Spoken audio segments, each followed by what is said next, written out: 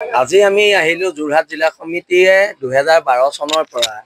ৰন্টু পানী ফুকনৰ নেতৃত্বত আজাদ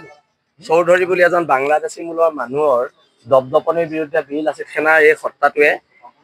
আন্দোলন কৰি আহিছিল আৰু আন্দোলনৰ ফলশ্ৰুতিত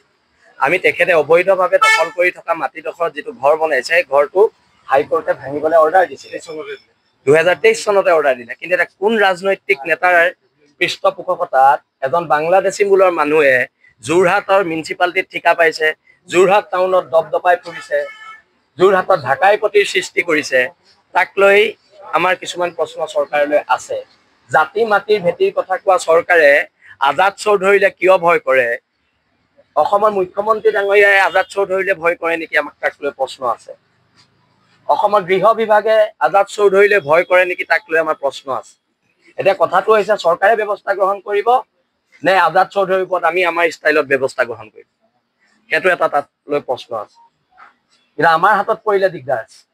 আৰু সেই কাৰণে আমি চৰকাৰক অনতি পলমে অবৈধভাৱে দখল কৰি থকা ঘৰটো ভাঙিবলৈ দাবী জনাইছো এটো স্পষ্ট কথা লিগেসি ইস্যু আছে আমি ডিসি মহোদয়ক ইতিমধ্যে স্মাৰ্ট পত্ৰখন দিছো আৰু অনাগত দিনত বহিৰাগত শক্তিৰ বিৰুদ্ধে বাংলাদেশী শক্তিৰ বিৰুদ্ধে এক আন্দোলন হ'ব স্বতঃস্ফূৰ্ত আন্দোলন হ'ব খিলঞ্জীয়া বৰ্তমান সময়ত একত্ৰিত হোৱাৰ সময় আহি পৰিছে তাৰ ওপৰত আমাৰ এতিয়া কৰ্তৃপক্ষৰ আলোচনা হ'ব দুই এদিনতে আমি কৈছো যে লিষ্টটো বাতিল কৰি দিব লাগে আৰু খিলঞ্জীয়া মানুহৰ হাতত পেট্ৰল পাম্পটো গতাই দিব লাগে অসমৰ সংবাদ জগতখনৰ বাবে এক সুখৰ খবৰ আপোচবিহীন ৰাইজৰ কণ্ঠ সাপ্তাহিক কবচ পুনৰ এবাৰ